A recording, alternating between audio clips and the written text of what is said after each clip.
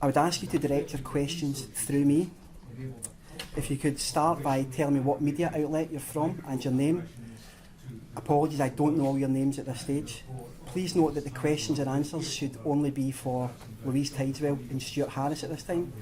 Cricket Scotland and Running Out Racism will answer questions in the one-to-one media briefing post-event.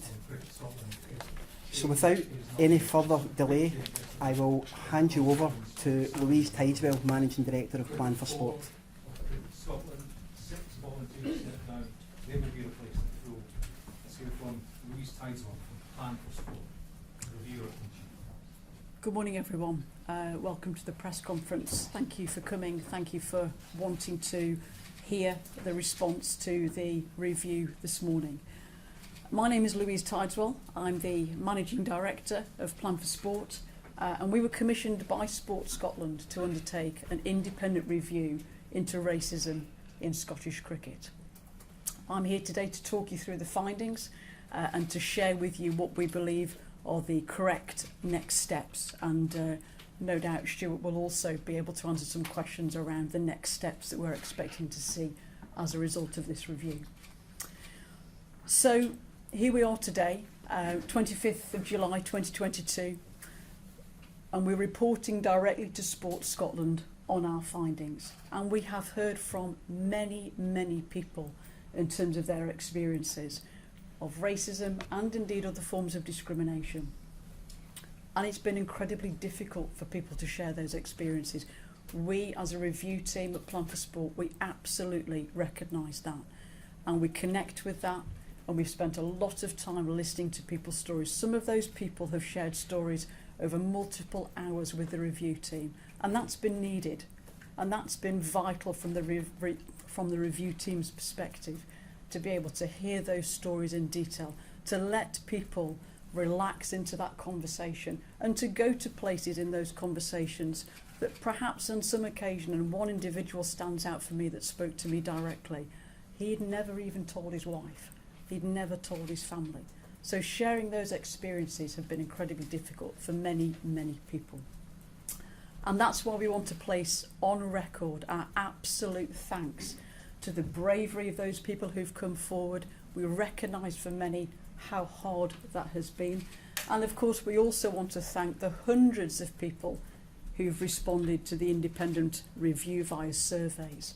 And I'm going to talk to you about the surveys in a second, because that's been a real opportunity for people who still lack confidence to speak to an individual or to the review team face to face. It's provided us with a fantastic opportunity to hear people's experiences in an anonymous environment. People's commitment to engage with this review has absolutely enabled us to report directly to Sport Scotland on what needs to happen next. But I also want to place on record the fact that there are many clubs around Scotland. There are coaches, there are umpires, there are volunteers working across the game. We've spoken to a number of them in club environments. They're doing fantastic work. I'd go a step further actually, I'd say they're doing outstanding work in terms of ensuring an inclusive environment for anybody in the local community that wants to come and engage in cricket. I think it's incredibly important that those areas of good practice, those people out there who are really working hard, putting hours and hours of volunteer time in to create that brilliant space for people to play cricket safely and inclusively, they should not be forgotten in today's headlines. So I'd like to take you through the stages of the review, and this review, as many of you will know and will have read in the report itself, has lasted 6 months. So we were commissioned by Sport Scotland just before Christmas, did a lot of planning work during the Christmas period, and the independent review commenced on the 3rd of January. One of the first things we did was we recognised we needed to look at policies, the desktop piece. Really important for us to understand what's in place already, how does the organisation operate, both Cricket Scotland and policies that Cricket Scotland push out to its regional associations, for example. And we need to look at those policies and processes and procedures through 3 specific lenses. We are looking to see whether or not those particular aspects of Cricket Scotland work, that policy and process piece, does it amplify good practice when it comes to racial inequality? Does it tackle racial inequality within those spaces? How does it amplify good and best practice when it comes to equality, diversity and inclusion? You might hear me refer to EDI during the course of this press briefing. Equality, diversity and inclusion is what I'm referring to.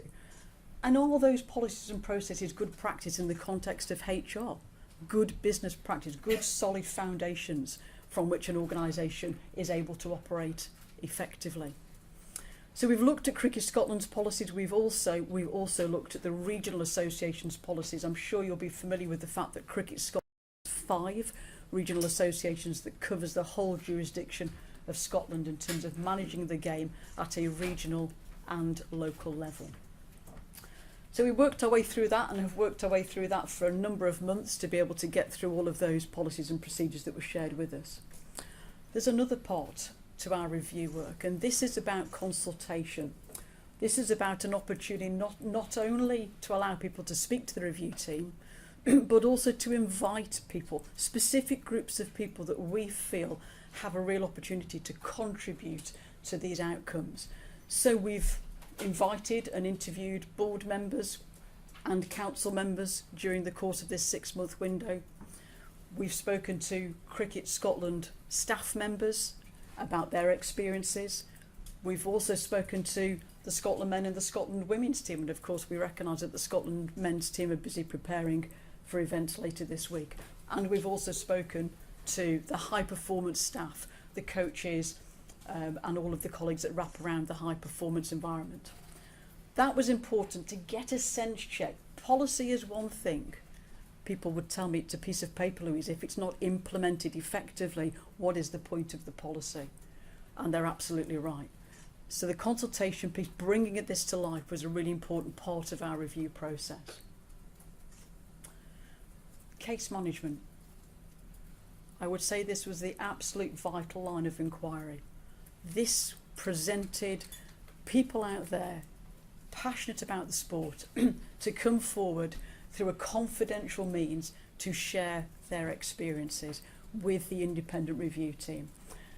And the disclosures that we received were far and wide in terms of examples of racial discrimination, and to be fair, people also citing other forms of discrimination. Naturally today we are focused directly on racism within Scottish cricket. The good news, and I'm delighted to be able to say this, is that Sport Scotland recognise our work in providing people with that confidential space cannot be shut down today. It cannot stop. There are too many people who are likely to see the outcome of today's report and review and perhaps feel that they need to come forward and speak to the review team in that confidential space.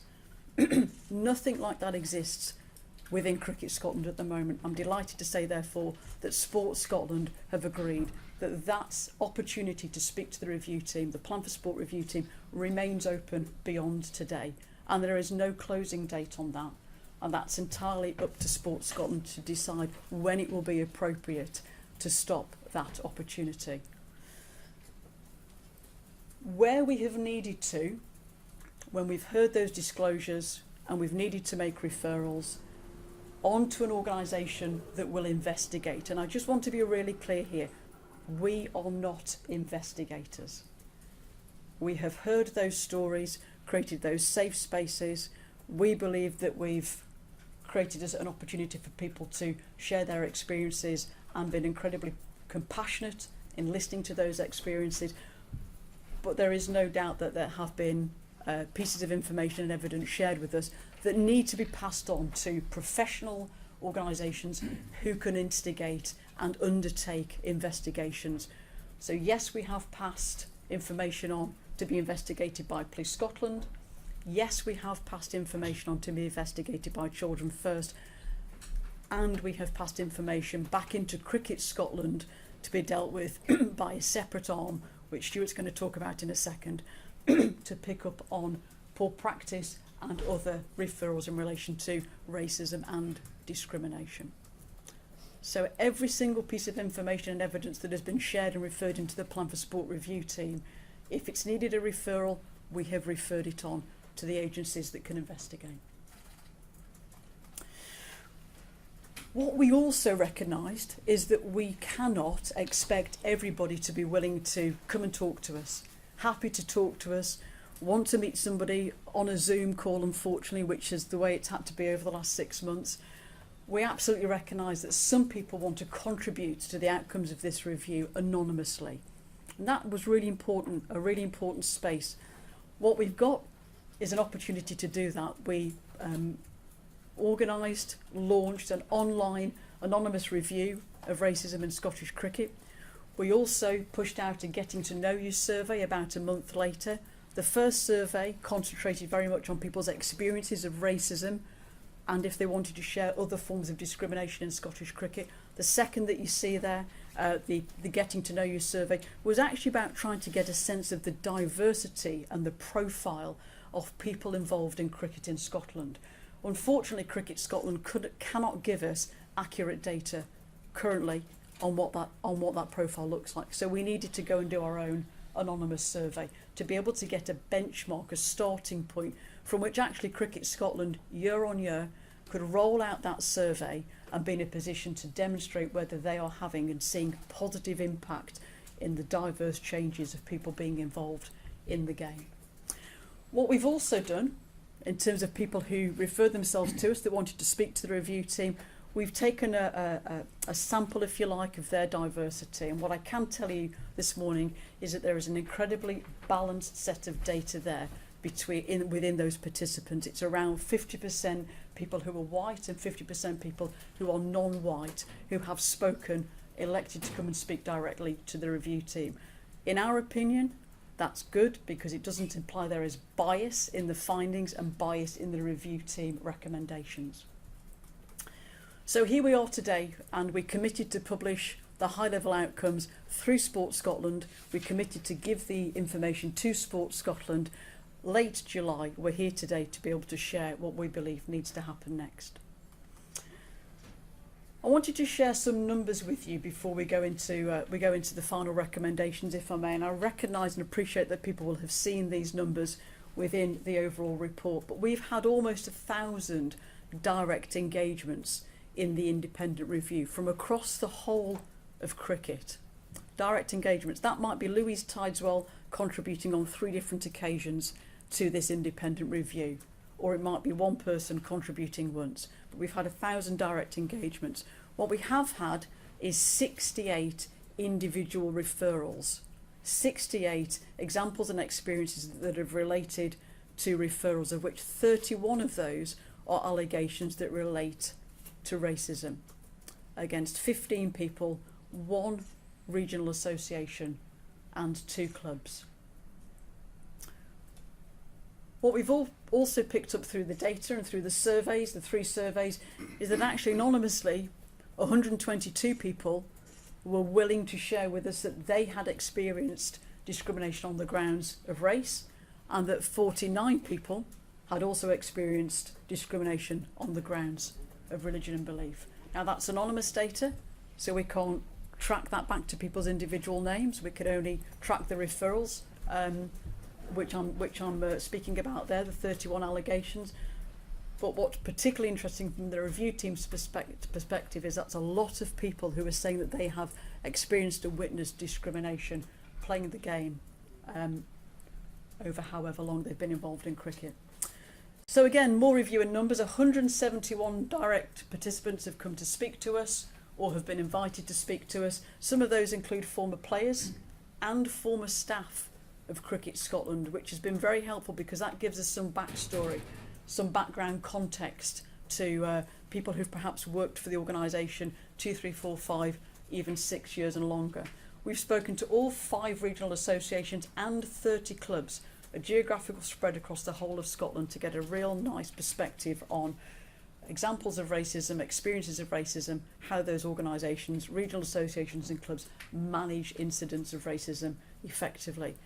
And we've also had a real opportunity to speak to different stakeholders heavily engaged in this conversation, one example of whom, of course, is Running Out Racism. So just a quick heads up on the numbers. 325 people responded to our anonymous online survey, our anonymous review of racism in Scottish cricket. We had more people who responded to the Getting to Know You survey, 371 people. And that's a real positive data set to be able to get a sense of what is the diversity in cricket in Scotland currently. So we were tasked with the question, does racism exist in Scottish cricket? And the review team needs to be able to answer that question, and everybody's expecting us to answer that question.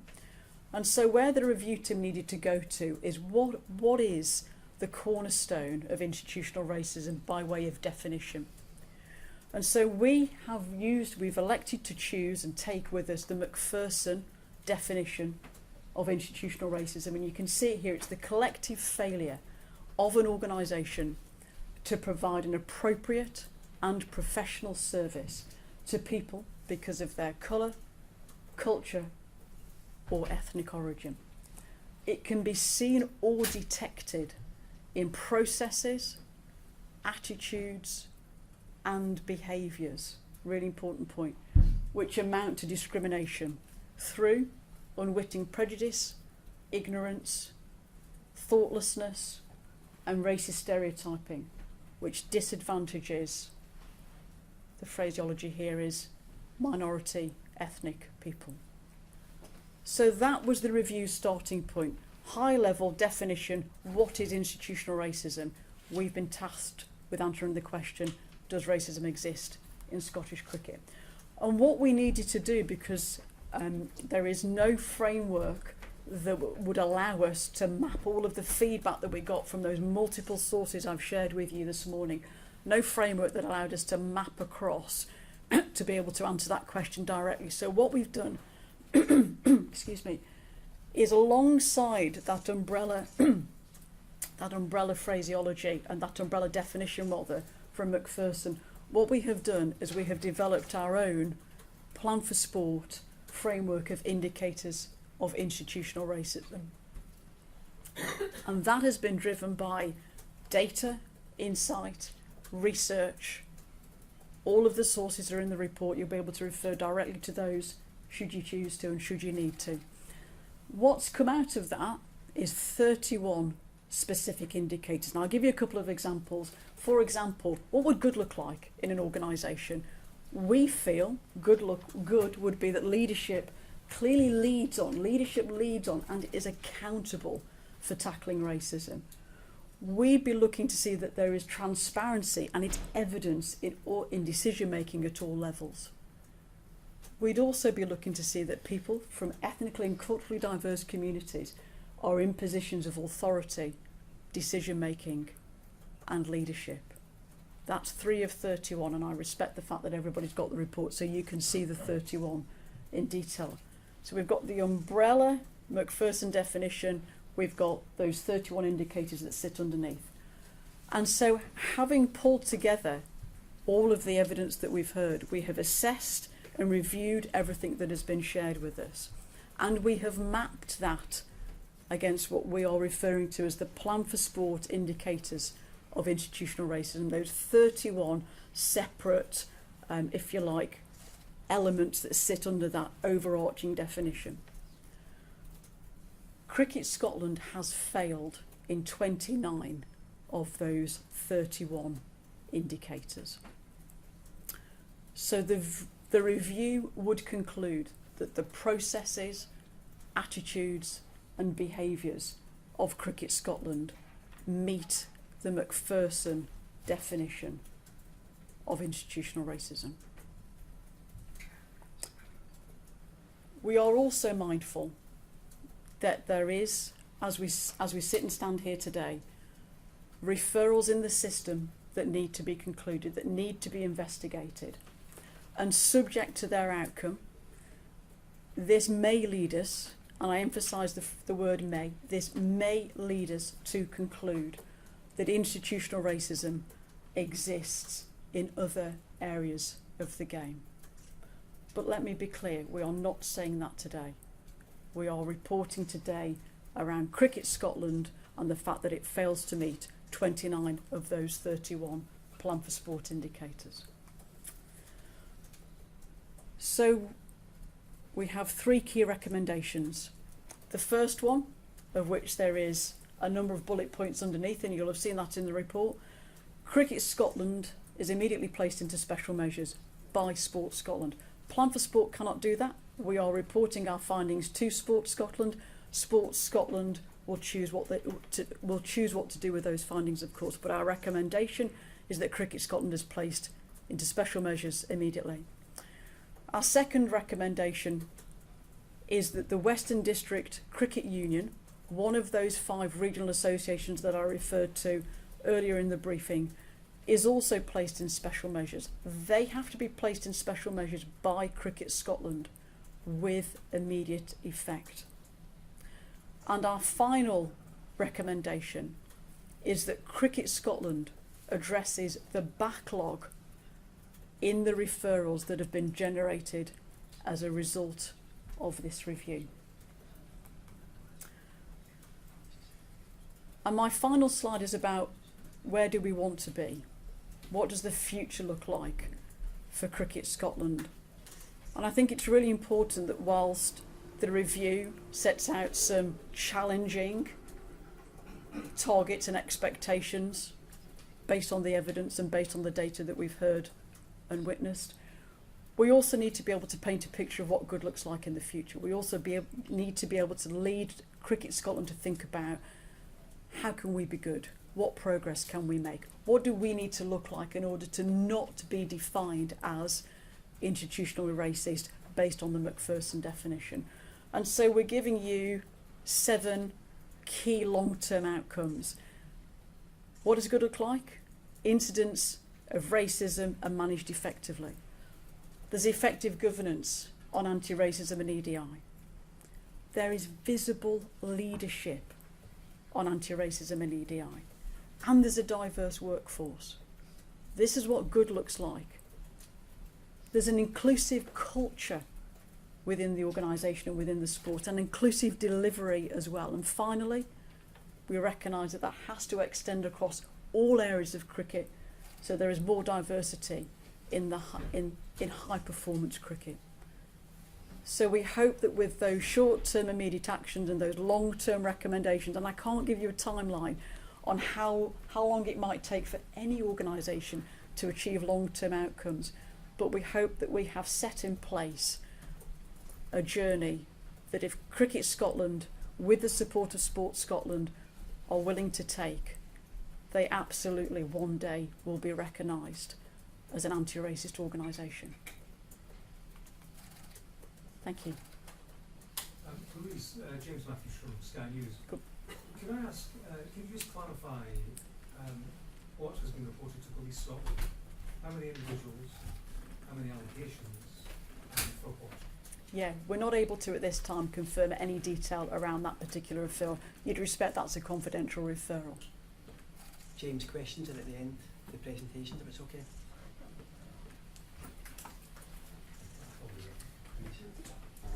Thank you. Can I introduce you to Stuart Harris, Chief Exec of Sport Scotland?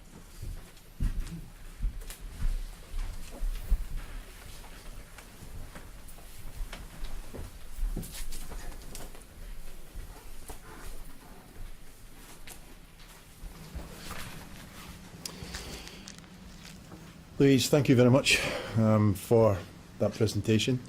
Thank you very much for creating the report, which we've now received in detail.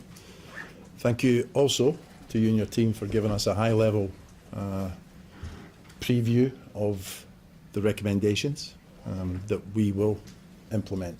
So I really appreciate your team, the in-depth work that's taking place, and I'll refer to some of that. And what I'd like to do is break my comments down into 2 areas, a little bit of context and also the mechanics of how we will implement the report. So thank you again from that perspective. I'd like to start with recognising the courage of Kazim Sheikh and Majid Haq in speaking out and telling their story as individuals, but also talking about the systemic failures that they could see that let them and potentially others down. I believe that Kazim and Majid gave a lead to the community for them to have the courage to speak out. And as Louise has pointed out, they did this in big numbers. And I thank them for doing that, for having that courage first up, because this must have been a very difficult situation for all of them. But they have been listened to and their issues recorded. Once Majid and Kazim had spoken, we very quickly talked with wider stakeholders in the sport of cricket. We concluded very quickly that there needed to be an independent review into this issue. We spoke with stakeholders in that time, and we also announced very quickly on the 8th of December the independent review would take place, and then we appointed Plan for Sport on the 14th of December. Very early in the new year, we managed to have a conversation with all of the stakeholders, including Running Out Racism, to engage at the beginning with the expectations for the review. At Sport Scotland, we've also engaged with key stakeholders, partners, in parallel to the review taking place. And I think that's been a really important facet of the work that we've undertaken. And finally, in terms of context, we have a strategy called Sport for Life. It's fundamentally built on equality and inclusion. These were the principles that were given to us by our stakeholders and our partners in Scottish sport, and we've embedded that into Sport for Life, which we launched in 2018. We want and will continue to work with all of our partners to implement that, so that anyone, and this is the key outcome of Sport for Life, anyone who wants to participate in sport can do so in an enjoyable and welcoming fashion. Let me give you my reaction to the report. So we welcome the report, we accept the report, we accept all of the recommendations. Immediate action for us will be to place as a priority the conclusion of the referrals and the investigations that need to be concluded. We will offer independent expert support to that process, and we will ensure that Cricket Scotland own the overall process, because it is right and proper that they do so. And ultimately, as in any sport, the future responsibility for this kind of process should lie with the governing body. The 15-month period that Louise talked about, through to October of next year, we want to see from Cricket Scotland how they will address institutional racism by implementing all of the recommendations that have been listed. We want them to create a vision for the sport that is more open and welcoming. They need to build a governance and leadership system that is transparent and offers that governance and leadership that everyone's clear about. And I want them to engage with communities and individuals who at the moment feel excluded and feel that they cannot participate in this sport that they love. Let me talk a little bit more now about mechanics and how this will work. Some of you will know that Sport Scotland invests heavily in some sports and in others not so much investment, which is against outcomes, and that outcome is primarily engaging people in physical activity in sport at the level that they wish to participate. We condition that investment if required, and in this case we will hold Cricket Scotland to account by ensuring that key outcomes from the review are conditioned against the investment that we will look to award in order to complete this 15-month period in the very near future. There's a lot of work to do, and we understand that, but it is absolutely imperative that this is successful, and the terms and conditions against that investment And let me be clear, if that's not successful, there'll be a very difficult conversation about the status of that investment going forward. On the other side of the coin, Sport Scotland's job is to build capability, capacity, confidence in our governing bodies and our other key partners to do the job that they're tasked with, which is looking after the sport that people love across a whole range of different types and variations of sport. And that's critical if we're going to increase levels of participation and ultimately be successful on that world stage, although that's a small part of the bigger picture. It will be important that we also, as Sport Scotland, use the recommendations to look at what we're doing. We use it to talk to our key partners, and tomorrow I have a conversation with CEOs of approximately 25 other governing bodies and senior staff to brief them with Louise about the recommendations, about the implications, and about the mechanics with which we will take that forward. I'm also engaging with Gordon Arthur as the interim CEO of Cricket Scotland on Wednesday to begin to build that plan, to build the actions, and make sure we've got the timeline and resource in place and clear in order for that to be achieved in the timelines that are recommended. So there's much to do. To conclude, I thank Louise and her team at the beginning, and I thank them all again. I also thank again Majid and Kazim for speaking out alongside all of those individuals. I was also struck by the commentary that Louise offered about the passion, the commitment that people in cricket across Scotland showed in talking to the review group. And for me, that is a joy to behold, because it gives us hope for the future of that sport. This is their sport. This is the sport that belongs to the people of Scotland who want to play cricket. And I think it's important to do that. To finish, just a couple of final statements for me. People have had the opportunity to speak and tell their story, and they have been listened to. Lessons are learned and will be, and the lessons will help us to make improvements to the system. What happens going forward from today is the most important thing, so that more people in the Black and Asian communities and other ethnic minorities can feel that sport generally, but also in this case cricket, is accessible to them. We want to create a future where everyone is welcome in wider sport, from our perspective as Sport Scotland, but in cricket's case, that's what we want to achieve also.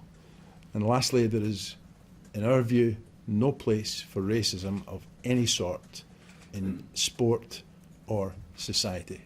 So thank you again, and thanks to you for listening.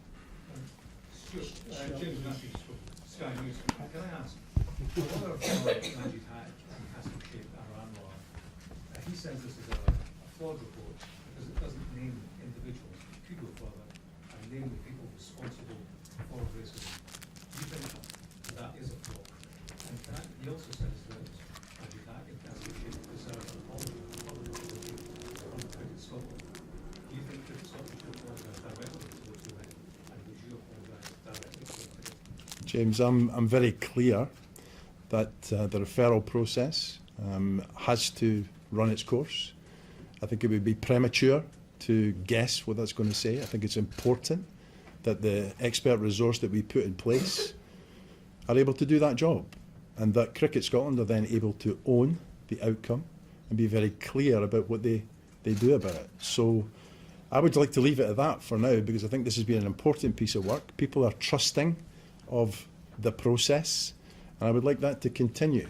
So I would want to put this in place. You probably noted that my comments about the referrals were right at the top of my comments on the mechanics of where we go from here, and I think that's critical going forward. An apology would seem a simple thing to do for Cricket Scotland, given what we've just said. I can only repeat what I said, James. I think we let the process take its course, and let's make sure, and if there are apologies required, they can then be given at that time by the people who are responsible.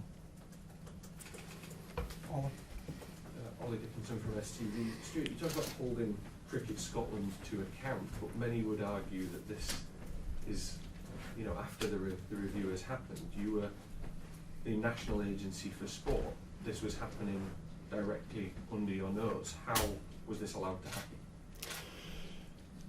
As soon as Kazim and Majid spoke, we took action. There is racism in society, there is racism in sport. We accept that. Our job in Sport Scotland is to ensure that we work with our partners to try and get as many people engaging in physical activity and sport as possible. So in recognising the issue, in being honest and true to the words of Majid and Kazim, we've engaged in this review. What we will do now is take this forward. As I said earlier on, what's important is what we do now. There are lessons to be learned across all of the actions, and I think it's important that we all take those very seriously. Do you accept it maybe took too long, and that it's a shame that it took the bravery of those two gentlemen to speak out, to lay bare what is a relatively open secret seemingly within? I would put it a different way. I would probably, I'm sad that it took them so long to have the confidence to be able to speak, because I think that's, I can't... You may be disappointed you didn't create an atmosphere then where more people felt they could rather than speak, or that Cricket Scotland didn't do that. I think we've all got a duty to create that atmosphere. If it wasn't in place in this circumstance, then that's not correct. We have to create that open and transparent environment that makes sure that people feel they can talk about what they're doing, what they expect, what their experience is like, and have that assessed and acted upon. Stuart, Stephen Gordon from BBC. You obviously have oversight of a large number of sports. Do you think that the problems uncovered in this report are unique to cricket? And just a follow-up on James's point about an apology. I mean, as a representative of Sport Scotland, would you apologise on behalf of that organisation? So, you have to remind me about the first part of the question. Yeah. So, again, I'm repeating a bit of what I said. What we will do now with the recommendations is have a conversation tomorrow with CEOs and senior staff of as many sports as we can gather together. We will put the lessons in front of them. We will ask them to have a look at what's happening in their sport and whether they would assess that they need to take action that will address that. I think any other way would be preempting that. I think we have to take people, as a national agency, we have to take people along with us, and we need to make sure that they assess the situation that's in front of them. I think there are lots of lessons to be learned from this report into cricket, and cricket Scotland and cricket in Scotland. I'm Smelly Good at the Times. You just mentioned there's racism in society, racism in sport. Is this a wake-up call for other sports that are under your umbrella? Again, I'll state that very clearly. We're going to have a look at it, and we will use this report to illustrate, to highlight the potential pitfalls if this is not looked at closely. Our core aim is that we, from an equality an EDI perspective, we try and engage as many communities as we possibly can across the country. To do that, we need everyone to be aware of how to be inclusive, how to encourage people to come along and have a great experience in sport. They all deserve that. And I think it's important that we just take the time now to sit down with Cricket Scotland in a very forward planning mode to address the issues that are in the report, but immediately use the lessons that are in there to speak to every other sport. And on the referrals, how many referrals were made to the police? How many to Children First? Louise, you? Yeah. In terms of detail, we're not going to share that detail, but rest assured, referrals have been made to the police and Children First. And apologies for that. Only having just had the detail, we haven't seen all of it. Alexandra, BBC. Majid Haq sent that text in 2015 and sent home for the World Cup in 2015. So it's taken since then to get here. So would you not say it's taken too long? And also the Board of Cricket Scotland, as we know, resigned yesterday with immediate effect, saying that they couldn't put this into place within the time scale. So how doable is it likely to be with a new board? It has to be doable, and this is where our accountability function has to be balanced with our development function. So we have to help Gordon in the interim to put in place the measures that will begin to address this. On the referral side, we will have to have a look at whether that's part of that. And Cricket Scotland know a lot about the Majid Haq situation, so we need to just see what's required to be done going forward from here. And in terms of it being too long since 2015, you were saying we've got here quite quickly, but from 2015 to 2022 is quite a long time. Yeah, but Majid spoke out very publicly just earlier in the back end of last year. So we're now addressing those issues and we're taking them forward. That includes Majid and Kaza. Heather. Heather Dewar, Daily Mail. Stuart, do you think this is one of the darkest days in the history of Scottish sport? Yes, I do. I think it's a really difficult moment. But I'm hoping, as I've said in many of my words to date, that we learn the lessons. We're able to address a lot of the issues that have been raised. And I use we because it's, from our perspective, there's Cricket Scotland, Sport Scotland and the sport community. All of us have to address this. So I mentioned earlier on, Heather, that what we all do from here is really important. And the recommendations that are contained in the plan will be implemented. We'll action plan them with Gordon and his team. We'll look at the resources required for that. We'll talk to other sports about their situation and how they might look at what they're doing so that we don't have a repetition of this situation. And obviously we've spoken about the funding potentially being pulled. Would that be a first? I mean, has there been a situation like this ever before? I'll be really clear. This is a last resort, and many journalists, people I've spoken to, have asked me this question. It is a last resort. We have, in the past, taken that action. It's very rare, and only happens in very difficult circumstances. Now's not the time to pull funding from cricket because we need to work with them. The development function, again, we have to work with them in order to achieve answers to what people have told them. And I think that's really important to put at the top of the entry, really. Steve. Steve Scott from ITV. Given all of this went unseen by you, unseen by Sport Scotland, what guarantees can you give that you can be trusted to have an effective oversight of where Cricket Scotland goes from here? We're going to learn all the lessons that are in this report as well. I mean, we feel that we have a good partnership with many sports across that we invest in, particularly. I'm very confident that the organisation, having learned the lessons from this report, will be in a good place to prevent this happening again and to work with our partners to better prepare national governing bodies, regional associations, local clubs to be much more welcoming, and if things go wrong, to be open and transparent about dealing with it. There is no other option. I think we have to do that. Is it a failure of your relationship with the sports that you fund that this is going on unseen, or this went on unseen? Yes, it's a failure, and we will have to, as I said, look at ourselves, our own processes, Steve, and look at how that happened in the context of cricket, because our awareness of the diversity of the cricket community is very visible, but we certainly were not aware of the depth of challenges that are now apparent, and we will work as hard as we can to address those. Any other questions? Yeah. Heather? Just kind of going on from that, would the board just have too much power, bearing in mind that there were significant failings within the board, and then obviously we saw the complete resignation of the board yesterday.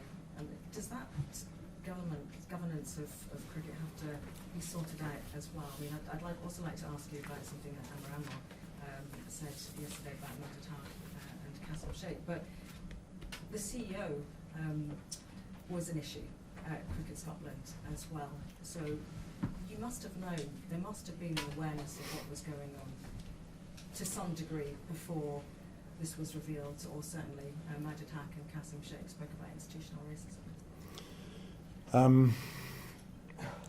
We recognised there were some challenges. Our relationship, Heather, we cannot micromanage every sport. There are too many for that. There's 50 plus sports that we invest in. We have a strong partnership manager relationship. We have to trust in that to an extent, but whenever we have something that is brought to our attention, we will deal with it, and we will deal with it. If it's a difficult conversation that's required, then we'll take that conversation on. And I think it's important that we will review all of those relationships. We will review those mechanics.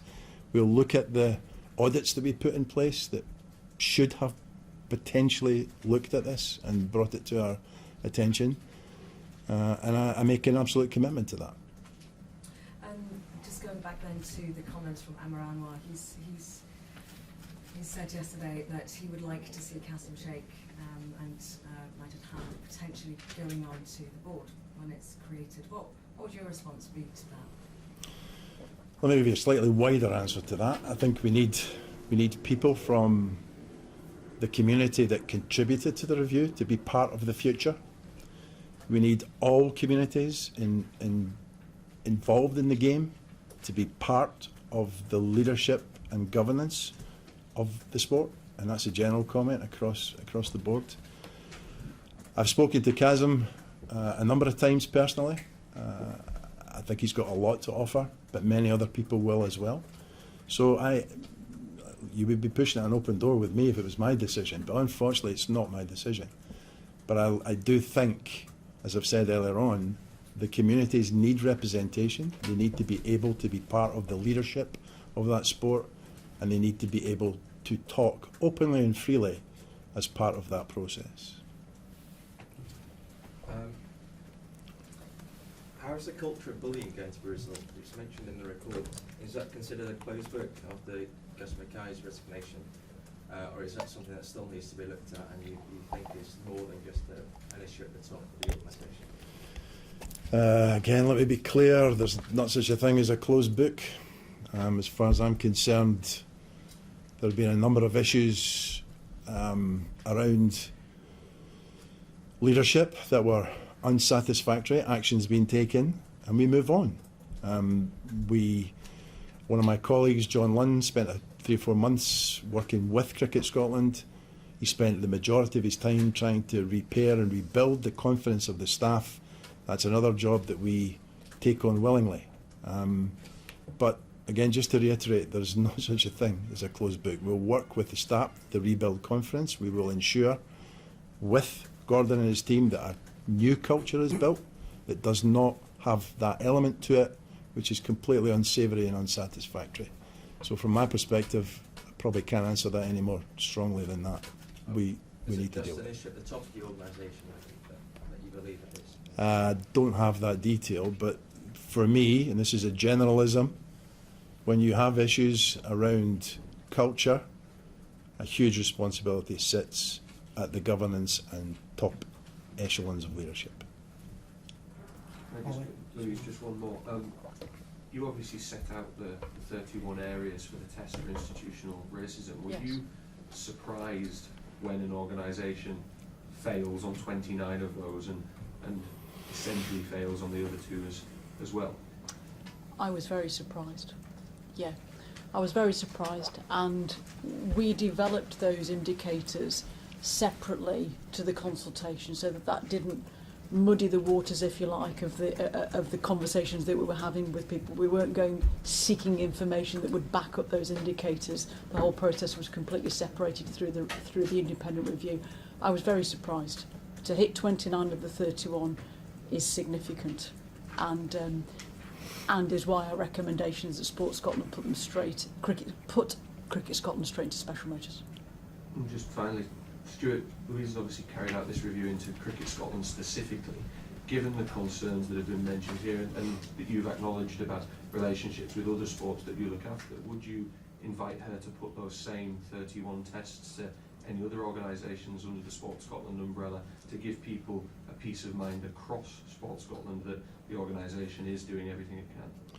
We have a good relationship with Louise and our team, and we'll certainly have that conversation going forward. Can I just add to that? I think the indicators are a brilliant opportunity for any sporting body in Scotland, or perhaps even further afield, to have a look and genuinely decide how do they map against those indicators. It's an opportunity to really look at themselves in depth. Just wondered, sorry, Stuart, I just wondered if you had I know you've included this in some of your answers, but do you have one message for all those victims of racism out there who are engaged in Scottish cricket and have been victims, some who've come forward anonymously, don't have the courage at this stage to make their names known? What's your message to all those people? The message again is to thank them for having the courage to do that. I would also ask them to trust us, to see that through to conclusion, and to make sure that in future people have the confidence to speak out as a normal function of a relationship or a membership or an engagement and involvement with the sport. I think I'm humbled by the fact that people have taken the time to do that, because it has been a difficult thing for them to do, and I'm sure many of them have really struggled with that, and I thank them most sincerely for taking that time. You're asking them to trust you. Do you think that's going to be difficult? I'm asking them to trust me. Through this process, I asked them to trust me. I think they have. We've got to this point. I'm now looking forward, and I'm asking them to trust us again. I'm very clear about that, and I hope that they will do that. I'm going to take one last question before we break for broadcast. Hi, Stuart. Callum Cole, Daily Mail. You've spoken about the bravery of Majid Haq, and Kazim Sheikh commended that bravery, and rightly so. But so far as you're aware, has anyone offered them a direct apology? I've spoken to Kazim a number of times, as I said, and have a good conversation with him. I'm kind of repeating the answer I gave earlier, Callum. I would like to see a process put in place which properly examines what's happened, to learn some lessons, and if apologies are required, then apologies should be made by the people that are responsible for that. I think it's important. From Sport Scotland or Cricket From Scotland? again, until I know what some of the issues are, I think we have to see those referrals through to understand what the issues are. I mean, I'm sorry to keep labouring this point, but I think it's important. We can't just make snap judgments. Louise has just talked about a 31-point framework which assesses whether an organisation may or may not be institutionally racist. I think we have to give it proper consideration. Colleagues, we're going to wrap up there to allow broadcast to get their one-to-one opportunities. There will also be opportunities for written press as well, just like if we want to grab a couple of minutes. The broadcast obviously priority, we've got lunchtime bulletins, so the camera crew to get set up. Kate Chain will be looking after Stuart Harris, Keith Daniel will be looking after